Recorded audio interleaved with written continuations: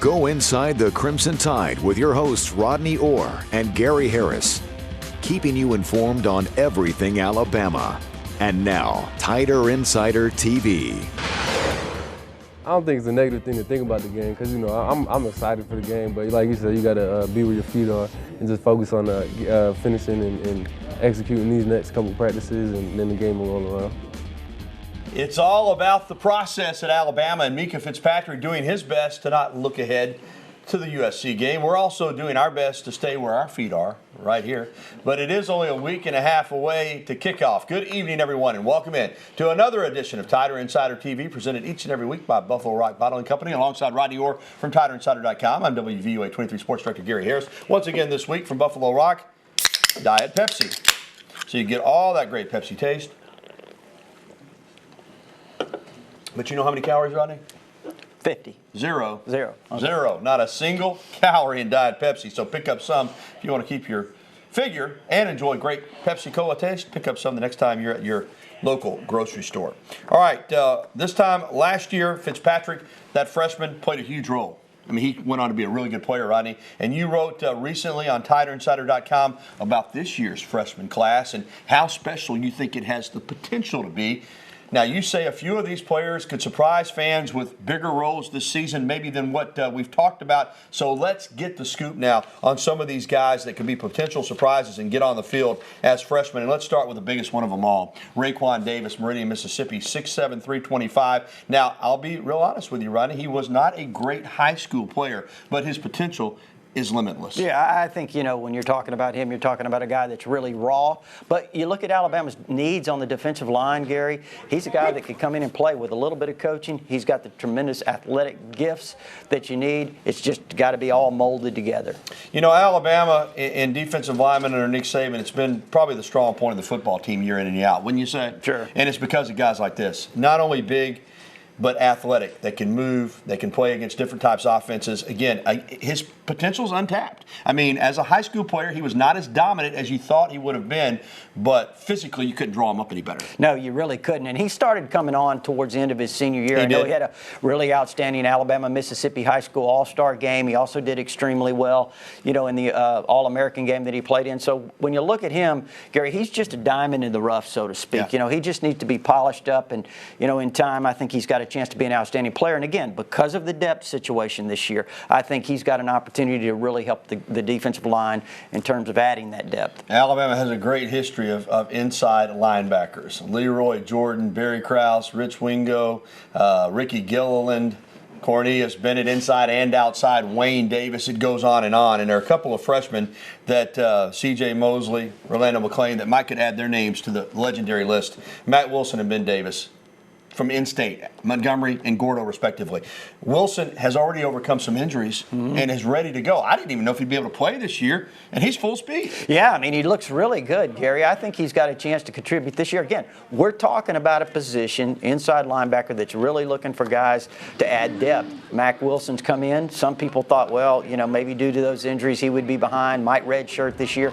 But, our understanding is that he's done really well, and I think he might play this year, as well as Ben Davis, from Gordo. I think he's an outstanding player, too. Yeah, I mentioned Wayne Davis, still the all-time leading tackler in Alabama football history, Rodney. His son is number one, Ben Davis. And I don't want to put too much pressure on Ben Davis because he's got a lot of it already.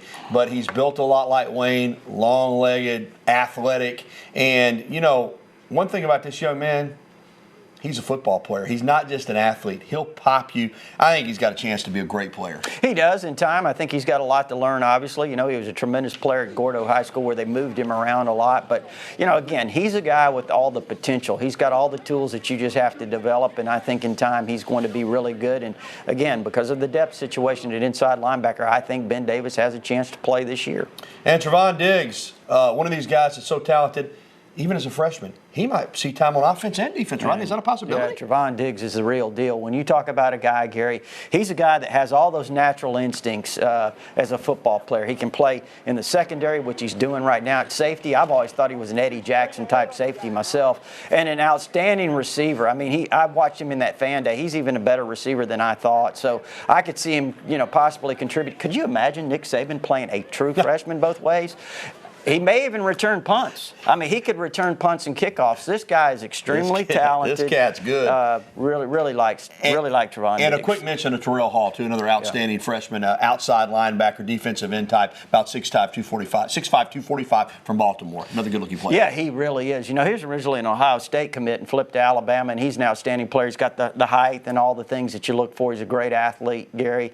And so I think he's got a chance on the defensive side. Freshman of influence. Even at Alabama, with all the talent, if you're good enough, you can get on the field. Well, a lot of those freshmen are poised to replace some key players that are no longer at Alabama, despite the Crimson Tide losing a number of NFL draft picks as well as free agents and transfers to other schools. Alabama is still expected to compete for another national championship. In fact, the Associated Press has Alabama at number 1 in the preseason poll, joining the coaches poll. There you see the first place votes. Clemson is number 2, so, hey, we pick up right where we left off. Alabama and Clemson, Oklahoma, Florida State, and LSU round out the top 5. Now, it's the 5th time the Crimson Tide is atop the preseason AP poll, and the 3rd time under Nick Saban, the 44th time Alabama has been ranked number 1 since 2008 in a different week. And the only bad news is the other 2 times they were preseason number 1 in the AP poll, 2010, 2013. So you got to bust a trend there. Alabama didn't win the national championship. Auburn won it and played for it the other time. You know, but looking back, I think they started the '78 season number 1, correct? They did. They did, and ended up number 1. Oh yeah, they can do it now. Yeah. I'm just saying the last 2 times. But still to come on Tider Insider TV, the devastating floods in Louisiana hit home for several in the Crimson Tide family as well. We'll hear from Louisiana native Avery Johnson. Plus, a legend immortalized. 2 weeks after being inducted into the Pro Football Hall of Fame in Canton, Ohio, Kenny Stabler gets a special tribute at the Bryant Museum. You don't want to miss this. And also coming up, we'll be welcoming your phone calls, emails, and tweets. There's the information on the screen on how you can get in touch with us. 205-348-WVUA. That's 348-9882. That's the number. The email address is also on your screen. And a lot of people have been tweeting us lately, Rodney. Twitter's really taking off. Hashtag TITV. We'll be right back with the only show that takes you inside the Crimson Tide. The one, the only Tider Insider TV will return right after this timeout. Anything that happens in, Louisiana, it affects me in a lot of different ways. I grew up in New Orleans. A lot of family and friends still live there. We've all been through the effects of Hurricane Katrina and now this devastating flood. We just have a lot of family there, so it's very devastating. And I just want to encourage folks specifically here in Alabama, my new Crimson Tide family, folks all over the state. I want to encourage them to get involved, donate through the Red Cross, through the Southern University Relief Fund. There are a lot of ways to get involved. You see that and you just say, wow. And many Crimson Tide student athletes did get involved. Throughout the weekend, the Alabama Athletics Department led an effort to gather donations throughout West Alabama. Athletes at the school helped load the trucks with supplies and donations, all to help those in need after those devastating floods down in Louisiana. Welcome back to Tider Insider TV alongside Rodney Orr. I'm Gary Harris. August has been a big month in regards to the memory of the late Ken Stabler. Earlier in the month, the Snake was enshrined in the Pro Football Hall of Fame in Canton, Ohio. Too late, but still glad that he's in there. And then on Friday, his high school jersey was retired at Foley High School. That's the first time that's ever happened. Wow. And then on Saturday night, Stabler was honored at the Bryant Museum in Tuscaloosa. I was privileged to be there. A painting by renowned sports artist Steve Skipper was revealed showing Stabler in his Crimson Tide uniform in the 1967 Sugar Bowl against Nebraska with a snakeskin outlining the portrait. It is really, see it right behind his head there, Ronnie? I do. See that snakeskin? Unbelievable. Stabler's longtime girlfriend, Kim Ross Bush, talked about the emotions after losing the snake over the past year. It is very special. I mean, this has been an absolutely incredible year in so many ways. I mean, great sorrow, great joy, great joy. I mean, all of us feel the pain of losing Kenny, yet the celebration of his life and what he was all about has just been overwhelming. And if there's something that will heal you a little bit, it is something of that nature. And, I got to know Kenny Stabler fairly well. You've been around him, and everybody says this is true. He was a terrific athlete, but just a great person. He was down to earth, yes, very down to easy earth. to be around, made everybody feel important. I hate it again that he didn't get into the Pro Football Hall of Fame while he was alive because he deserved it.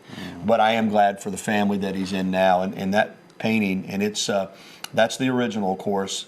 They're going to get prints made. One of them's going to be at the Bryant Museum in a couple of weeks. I encourage people to go by and see it. It's beautiful. Yeah. Correct me if I'm wrong, but in that game against Nebraska, was it the Sugar Bowl? Yes. 67. Yeah. First play of the game, he hit Ray Perkins for a touchdown. He That's did. right. And also, Steve Skipper did a Raiders portrait as well, which will be unveiled September 18th out at Oakland Alameda County Coliseum. So that's great stuff. Well, coming up, we recognize another former Alabama football great, the only Crimson Tide player taken overall with the first pick in the NFL draft. And next, we'll be taking your phone calls, emails, and tweets. Again, the information right there on the screen so you can get in touch with us. Better call in now because they're lining up. Also, you can tweet at us, and we'll get your tweets on using the hashtag TITV. We'll be right back with more of the show that takes you inside the Crimson Tide, Tider Insider TV.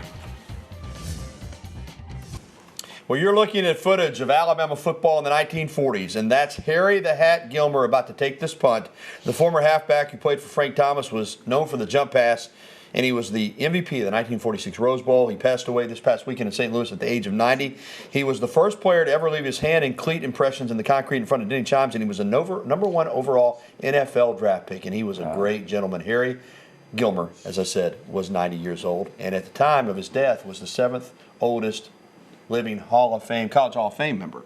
So, disappointing, but when you live to be 90, that's a full life right there. All right, let's go to the phone lines. They're lined up for us, as I said, Rod. On line one tonight, Greg is over in Gadsden. Welcome in, Greg. Hey, how you doing, guys? Doing great, buddy. What's up? Hey, I love Kirby, man, when we was there, but do you think some people probably are sleeping on Jeremy Pruitt, man, because he did coach Florida State when they won the national championship? And the second part of my thing is, man, do you think recruiting will drop off a little bit since we lost so many really good recruiting coaches? On Pruitt, Greg, I don't think people are sleeping on him at all. I think people recognize the job he did at Florida State and at Georgia, too. He was kind of turning them around. In fact, he's got experience with Nick Saban. So I think people understand that Kirby Smart is ready for this job. Rodney, on the second part of that, even though Nick Saban runs the show, am I concerned a little bit about losing so many quality recruiting coaches? A little bit. Well, maybe you're not, but yeah, I am a little bit. You never know. But I think they've got a really excellent. First of all, I think they added a better recruiter and a better evaluator, in my opinion, Jeremy Pruitt on that side of the ball. I think Jeremy Pruitt's a tremendous recruiter, great talent evaluator. So I really believe in Jeremy Pruitt.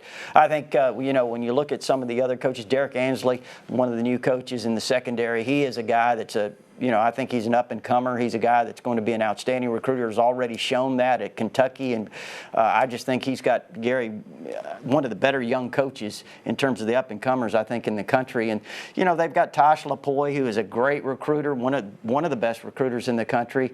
Obviously, Carl Dunbar hasn't been in the mix long in that regard because he's been an NFL coach. But on the offensive side of the ball, I mean, you look at Mario Cristobal, not very many better recruiters than him. So, I think that they've got some great recruiters. Greg, I'm not too concerned about it because right now I think if you look at the services, if you pay attention to that kind of thing, there's still one or two. So they're doing pretty well. Good point. All right, let's go to line two. Plateau, our buddy from Panorama, is with us. What's up, Plateau? Hey, guys. You stole my thunder a little bit about Teron Diggs, but I will say this, that I understand he hit a little bit of a growth spurt, and he showed up at about 6'2", 195 pounds, which I think is under Coach Pruitt's secondary will be just a perfect safety size. And, and I hear he's been running with the one some, so I think he's made a great impression. Yeah, Plateau, he is rangy. I was looking at some video we showed. I mean, Tony Brown's also wearing 7. Yeah. So the way you separate them is, even though Brown is really put together, Diggs is about 2 inches taller, Rodney. Yeah, he's definitely got some good height, And, when you look at him, like I said, when I watched his high school tape, Gary, he played wide receiver, made a lot of big plays at that position. But I watched him and I thought, man, this guy looks like another Eddie Jackson. I remember watching Eddie Jackson's high school tape. He was a receiver / safety corner. And it just reminded me so much of Eddie Jackson. This guy, as you mentioned, Gary, Trevon Diggs, has a great skills. We've talked about him. We've been talking about him for weeks. Oh, you've been on his bandwagon. You've been driving it. Yeah. You drove him down here from Baltimore. Well, not quite, but I think when you look at him, he's definitely appears to be a guy that's going to be an early contributor, and again, he can do it in a big way. So, going to be interesting to watch him. Could be a two-way guy, and that's rare at a place like Alabama. All right, let's get a Twitter question in from @DonJuan382. Who will be the offensive lineman for the 2016 season? And that's a good question, Don Juan. And he also gives us a chance to – we'll start on the right side of the line because we were talking about those freshmen mainly on defense, and plus Diggs, he's playing both ways. But Jonah Williams, true freshman, is going to probably start at right tackle, Rodney. Amazing. I think this guy's another – this class overall, I mean, you just can't stop going on and on about some of the members in this class because I think it's outstanding. Jonah Williams at right tackle, a true freshman out of California, Folsom, California. He's a guy that is so versatile. He could probably play just about any position, including center on the offensive line, Gary. But I think he starts at right tackle. He seems to have that spot secure. At right guard, that's going to be really interesting. With Shank Taylor starting 15 games last year, certainly he has all that experience. But Bradley Bozeman's a guy that, Gary, I know you like those throwbacks. He's tough. You like those guys with the Alabama ties, and it means something to play for Alabama. And I'm not saying it doesn't mean something for all of these guys, because it certainly does. But Bradley Bozeman's from Roanoke, Alabama, and it means a whole lot to him. And also center, it looks like it's going to be Pierce Backer.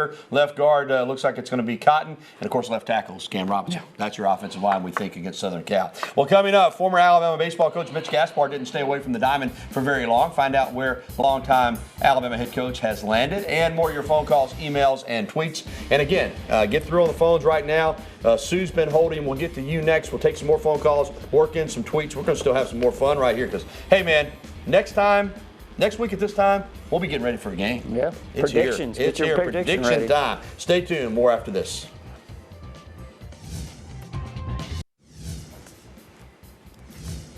Well, as we previously reported, but now it's official, Mitch Gaspar, who spent 16 years on the Alabama coaching staff as either assistant or head coach, but resigned in May after 7 years as the head coach. He's right back in coaching. Why not? He's a good guy, good coach. He's been hired at Kansas State as the Wildcats' associate head coach.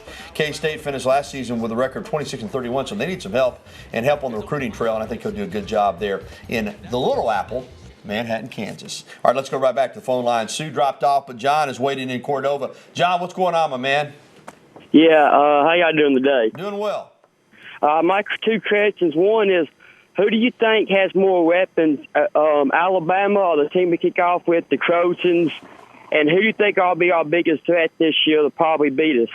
Okay, we'll start with USC, and I like that question because I think a lot of Alabama fans are overlooking USC. You shouldn't. They may have the best offensive line in the country, and he's right. They got playmakers. Their wide receiving core will challenge Alabama's in terms of talent. They got a couple of running backs. Max Brown, their quarterback, was highly recruited out of high school a few years ago. Rodney, this is a team that has some talent. Now, I'm still going to say Alabama has more playmakers than USC, but USC's not far behind. Yeah, USC. Plus, they have Neil Callaway there. I think he's going to bring back more of a physical mentality, that offensive line, and they are very talented up front. They've got 4 guys that they say are Pac-12 type, all Pac-12 type players. So they're really good there, and they've got some outstanding running backs. That Ronald Jones guy can fly, one of their backs. So they've got some big playmakers. Juju Smith is an outstanding wide receiver. So, they've recruited really well. I mean, they've recruited extremely well.